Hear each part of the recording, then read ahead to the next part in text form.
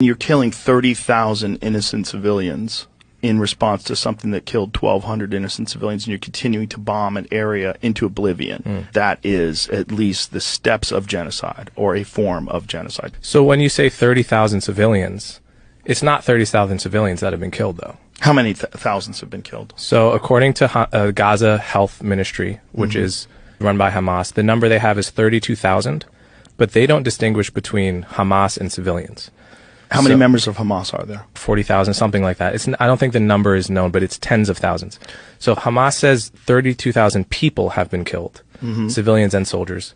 Israel says 13,000 soldiers have been killed by Israel. Okay. So let's not doubt either number. They could both be inflated. But if both of those numbers are accurate, which they may or may not be, that would be 13,000 soldiers killed, 19,000 civilians killed, which for urban combat in the Middle East is a very normal ratio. It's very distinct from genocide, because genocide is when you're trying to maximize civilian casualties.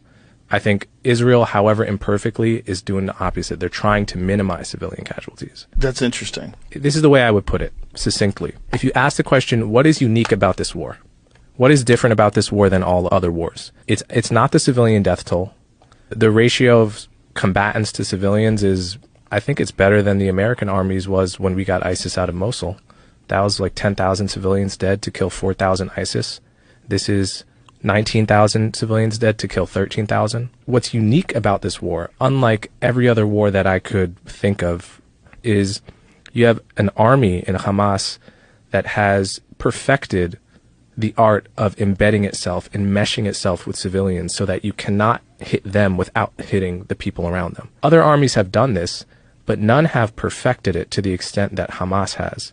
And yes, I agree with all of the absolute tragedy and suffering of the Palestinian people, but what creates that is the way Hamas fights. And either we can say one of two things. We can either say Israel doesn't have a clean shot and they have to let Hamas get away with it because it's too much to bear. But then we are essentially creating a situation where terrorists have found the perfect solution, which is that you can cross the border, go house to house slaughtering your enemies, and then hide behind your own people and they can do nothing about it. It's a perfect strategy.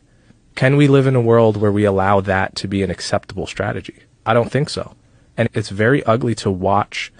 It's heartbreaking, and I completely understand why people don't think the way I think when they see the videos. I completely get it. But I don't think we can actually live in a world where that's allowed to be a strategy. I appreciate your perspective. I see what you're saying. You clearly know more about it than I do.